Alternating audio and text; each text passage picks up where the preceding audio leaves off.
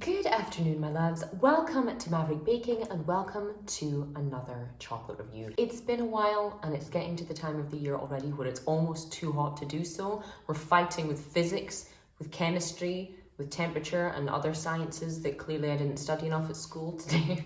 And we're tasting chocolate from the other side of the planet.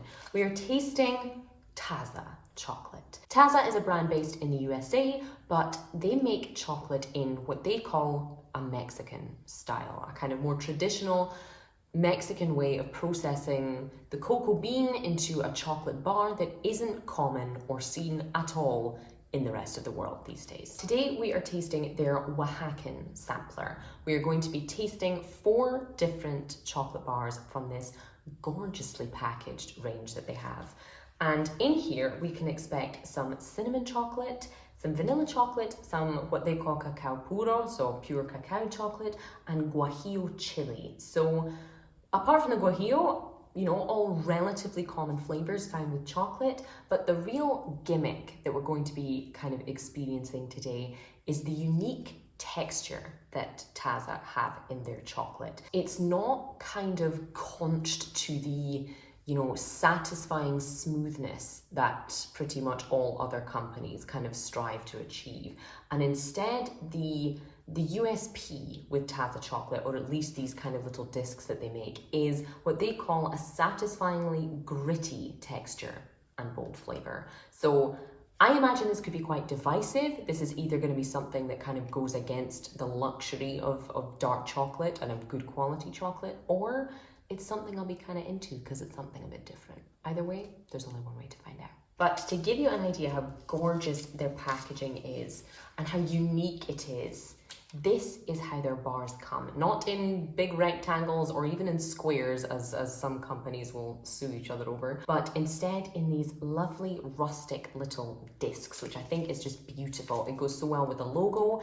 It fits the whole kind of old-fashioned vibe of it. I really, really like it.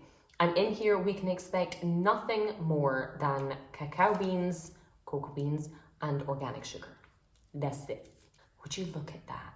This, it's super, super enticing. It makes you think, probably intentionally, of the kind of Mayan origins of chocolate and of cocoa and how it became what we know it as today.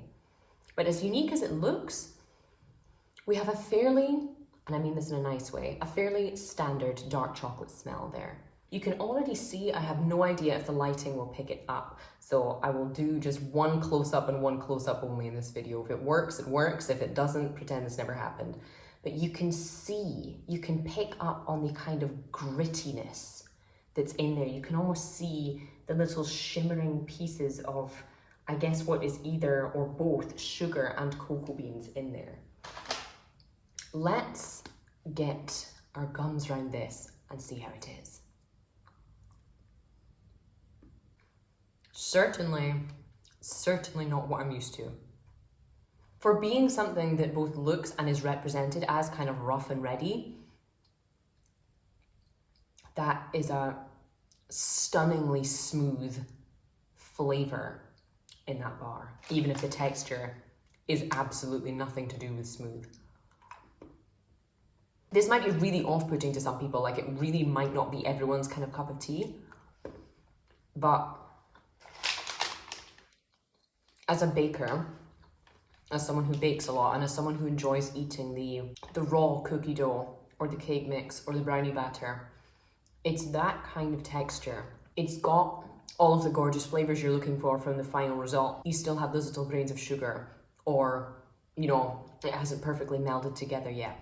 That's the closest thing I can compare this to. Somewhere between the texture of a chocolate bar and of cookie dough mixed together. And I really like it. And as a 70% chocolate bar, it is nowhere near as bitter or as rough as it could be. Obviously, this is a craft chocolate company, so bitter and rough usually aren't even words you'd have in your vocabulary when tasting a product. However, for something to feel so rough and taste so smooth is fabulously interesting. The chocolate is bold, it's got kind of coffee notes to it, a little bit nutty, certainly nothing kind of fruity or anything that I'm picking up. It's one for lovers of big, bold chocolate flavors, but not one that you're kind of flinching as you eat. and I'm a big fan. I'd be happy to give that a solid 5 out of 5 for what it is. Shall we move on to some other strange things? I would like to get into the vanilla next, I think. All we have inside this little disc is cacao beans, cane sugar, and vanilla beans, as in the little kind of the pods with the little seeds. Not too much of a kind of vanilla flavor straight off the bat. It looks every bit as kind of dark and rustic as the previous one, still with that visibly kind of gritty texture in there. Let's see how it tastes. Okay, everything I said about the previous one, feeling like cookie dough, this one feels and tastes like cookie dough. Wow. Now, what's really unusual about this is dark chocolate is not typically very sweet. It's typically for those of us who like a stronger flavor and a bit less sugariness. This is both really, really bold and chocolatey, but also really sweet and vanilla-y, almost in the same way that white chocolate would be. And that's why I'm saying this thing about kind of feeling and tasting like cookie dough this time. The kind of rough sugar and rough cocoa bean texture makes you feel like you are eating cookie or biscuit dough or a brownie batter or something like that. And I just want to keep going back for more. Again, you're tempted to chew it rather than let it melt. So a lot of the flavors kind of come through also after you've swallowed it. But it's the same gorgeous, smooth, almost coffee-like dark chocolate flavor that then just seems to turn into something that could almost be served at a kid's birthday party. It's somehow that strong and that subtle and sweet at the same time. That is really, really, really, if I'm being honest, not what I expected to taste today. That, again, for what it is, and the fact that I want to eat this entire thing with no further hesitation, is another 5 out of 5 for me. Absolutely. Okay, 2 more Taza chocolate bars to taste. Let's get stuck immediately into this cinnamon flavor after the vanilla, because I'd love to know if this, this then might become a very boring review, and it might just become, oh, this one tastes like cinnamon cookie dough, like, or not. We're about to find out. Again, we're met with the same gorgeous packaging in red this time. And from this, we can expect, again, nothing more than cocoa beans, cane sugar, and ground cinnamon. Again, no immediate kind of smell of the inclusion. The chocolate is definitely kind of winning in terms of the battle of the scent. But let's see how this cinnamon triangle tastes. Ooh. It tastes like a bloody good cinnamon cookie dough. In an almost kind of copy and paste experience from the vanilla bar. Bold, but also very sweet. Strong, but also very subtle. The spice comes through just enough. Cinnamon can be a very aggressive flavor, and if it's not one you like, it can overpower everything, especially when it comes to chocolate. It can be a bit of a clashing flavor that leaves your palate feeling a bit strange. And I don't know if this is, again, because of the sugar, because there is a pretty high sugar content for dark chocolate in here, but that cinnamon sits just perfectly alongside it. The texture, again, just as wonderfully kind of raw, baked, good feeling as the previous two, but there's that little kind of Christmassy cinnamon flavor in there. And with the dark chocolate and the sugariness of it, it really specifically reminds me of those little kind of chocolate German Lebkuchen hearts that you get around Christmas, the little chocolate gingerbread things that sometimes have apricot jam in them, because it's got that kind of sugary glaze feel and taste. It's got that dark chocolate coating feel and taste, and that actual spice flavor in there too. I must say, on a personal level, I think I enjoyed the flavor of the vanilla one more, even though this one is delicious. So just to mix it up a bit, I'll give this one a 4 out of 5. But again, that is not a complaint by any means. Finally, let's move on to the spiciest, the versione picante, and let's see how cocoa beans, cane sugar, ground chili, and cayenne pepper can be combined into a tasty wee chocolate bar. You can smell it's not just dark chocolate, but I don't think you could pinpoint that that was chili or cayenne in there. Let's see how hot this is though.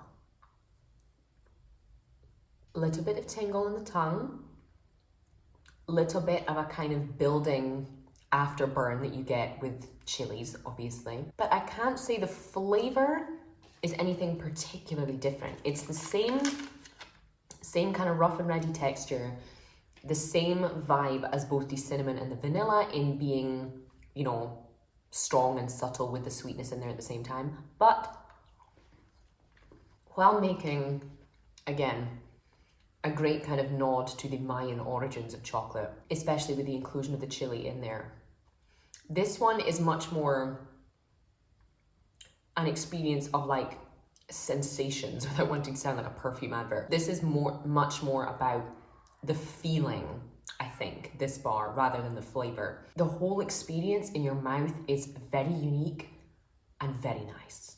You have that kind of subtle graininess with the cocoa beans and the sugar, and not so much just as you chew it, but as you chew and swallow it and let it fill your whole mouth, you get that beautiful kind of mouth-watering sensation of the heat that just fills everything up. It's not the kind of up your nose sinus-ruining heat or the eye-watering kind or the throat-burning kind.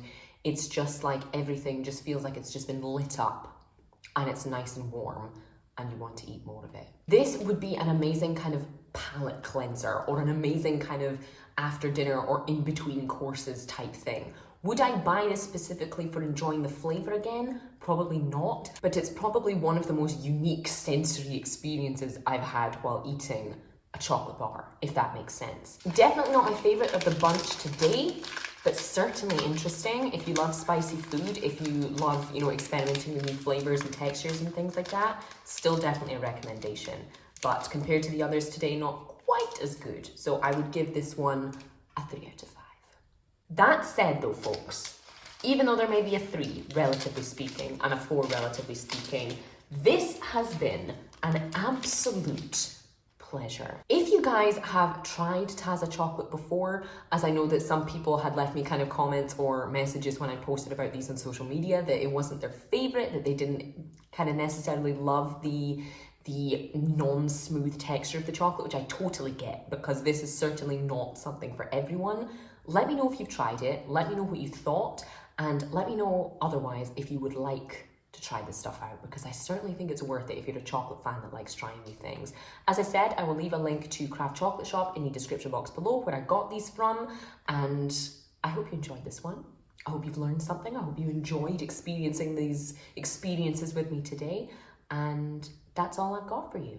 Don't forget, if you'd like to support the channel, you can always do so through Patreon. The link is always in the description box below. And if not, consider subscribing if you haven't already, because I'm here all the time doing stuff like this. But that's all I have time for today, folks. Thank you so much, as always, for watching, and I will see you for the next one.